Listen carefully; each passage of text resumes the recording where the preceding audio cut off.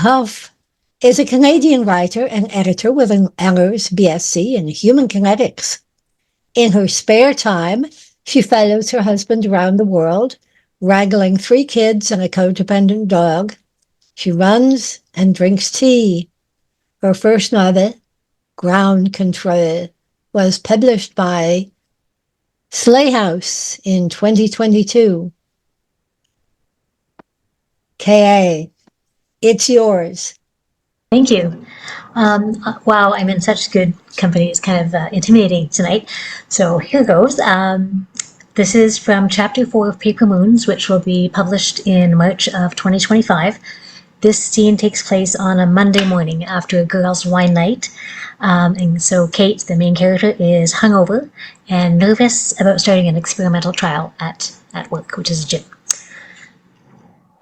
The alarm is too loud. A staticky buzz whistling over and around the newscast. More glow. Kate stretches out one arm to turn it off. She is thirsty and sweaty, headachy. The morning sun slants in through her open curtains, and she squints at the dust motes hovering in the beam of light. Whimpers a little. But she showers and dresses, nibbles at peanut butter toast. Washing down her mouthful of vitamins with a fizzy analgesic, she dabs some brightening cream around her eyes, and stares into their blue-gray reflection. The circles under them are not suddenly noticeably brighter, and she feels her stomach heave. Wine or anxiety, she wonders, then decides that she doesn't have the energy to care which. She flips into her vest, turned up as she vowed last night, and the first cramp catches her breath in her throat. At this higher setting, the electrical currents cause palpable whole-body twitching, but only for a moment, and she forces herself to exhale slowly as her system is tuned. The waves of contraction playing a symphony with her muscle fibers to the rhythm of an almost imperceptible tremor. Damn vests. She's been wearing one, day in, day out, since she was a baby, as has everyone who's ever lived here with any good health outcomes. Out of the frying pan, as they say. The lower gravity of this place, insufficient to maintain essential levels of bone density, meant that an external device would be needed to mimic it until humanity could evolve. Some earthen genius at Astralon worked out that managed phased tonic-clonic muscle contraction could apply enough extra force on bone shafts and growth plates to prevent the advanced, fast-moving osteoporosis and devastating fractures that plagued the first generations on this planet. Vests also solve a lot of other problems, the ones that would kill you if terminal bone frailty didn't. Their phased currents stimulate smooth muscle fibers throughout the body, strengthening them to more efficiently wring out fluids, facilitate effective venous return, lymph drainage, and digestion, all processes needed by humans to walk, talk, eat, reproduce, and contribute to a growing society. So uncomfortable as they are, it's vests for all, cycling on every 2 hours, 12 hours a day, because without it, humans as they are now can't survive here. Maybe one day. Waiting for evolution is playing the long game, time that Kate doesn't have in her lifetime. There has to be another way. With a ping, the pressure releases, and she relaxes, enjoying the too brief sensation of euphoric coolness that floods her limbs. She sighs. She gets to the gym right on time, even with a necessary stop for her extra-large coffee. The take-out cup is hot against her palm, but God, she loves when the barista spells her name right. Kate with a K is a portent of doom, but Kate with a C feels good. The rest of her doesn't. She tries to stand up straight and put a neutral expression on her face. A new receptionist, whose name she'll have to remember eventually, greets her cheerfully as Kate comes through the airlock.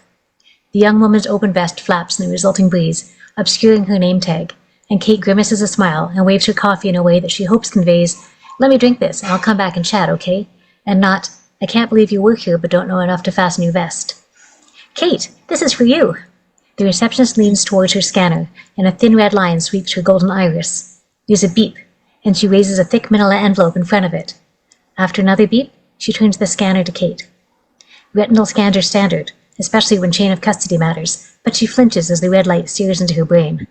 Beep. "Here you go." The envelope is thrust into her empty hand, heavier than she expected it to be, unmarked except for her name. It doesn't need anything else to tell her what it is. She was expecting it today, but the knot in her stomach intensifies. She nods her thanks and waves her coffee cup again. Crossing the gym floor, the cavernous room is alive with its unmistakable pulse. The whirring of bikes, the pounding of treadmills, rhythmic steps of a fitness class, all of it drumming a damning beat inside her fuzzy head. There had been something odd about the receptionist, but she can't put her finger on it. Kate stops short when she sees the box sitting outside her door, printed with the Elite Athletics corporate logo, and her stomach twists again. The new uniform, too? Shit. She juggles the envelope into the crook of her other arm, then runs her free hand unconsciously down her hip, quietly grasping the side of her track pants. She had known this day was coming. Why didn't I do extra sessions 5 days a week? She had meant to start right after her fitness evaluation, right after she signed the waiver for the trial, but with her head down, she unlocks her office. She slides the box in with her foot, tosses her bag under her desk, and lowers the envelope onto one of the piles on her desk, then nestles her coffee into the bare spot beside her monitor. Dropping onto her exercise ball, she taps the screen. It lights up, filled with an image of Humphrey, in a slightly different pose than the somehow bent-cornered photo of him that she's got taped to its edge. Prying the lid off her cup, she holds her nose over the warm steam and breathes deeply. Then, tucking her still damp hair behind her ear, pulls open her desk drawer and takes out a letter opener. Everything changes starting today. Her eyes track from the envelope to the box and back again. She'd had a month to sort herself out. And she's probably in the placebo group. She has at least a 50-50 chance of that, right? Better even. They wouldn't risk this on trainers, she tells herself. Definitely not on management. She's sure. She slits it open and pulls out her copy of the contract. Test results, clean. All scans came back normal. The gene tests came back negative. She's healthy, clear to participate. She'd already signed all the consents and waivers, has agreed to ongoing testing. Her eyes skim over the bolted parts, reminders of the requirements. Be meticulous with birth control. The NDA that she signed last month, the remuneration. And this is probably, no, definitely, a placebo. Kate takes a deep breath and withdraws one of the little gold packets from the depths of the envelope. Vitamins. Nothing more. Not glow. Glow, because glycosylated tungsten lithium oxide is too much to even conceive in her aching head. She empties the contents into her coffee, realizing that she doesn't have a spoon or a stir stick, staring blankly as it whirls on its own, Brownie in motion providing the tool that her foggy brain forgot to pick up from the coffee shop. She presses her lips together, takes another deep inhale, and chooses a pen from her mug. Nobody uses them but her, so they're probably clean.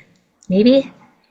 The powder disappears without a trace, and she licks off the pen, in for a penny, and snaps the lid back into place.